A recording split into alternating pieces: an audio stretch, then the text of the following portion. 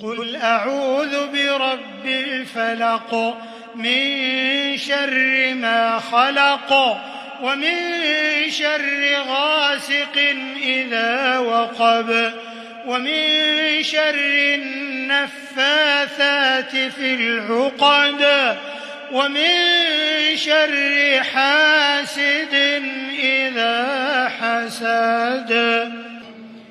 قل أعوذ برب الناس ملك الناس إله الناس من شر الوسواس الخناس الذي يوسوس في صدور الناس من الجنة والناس.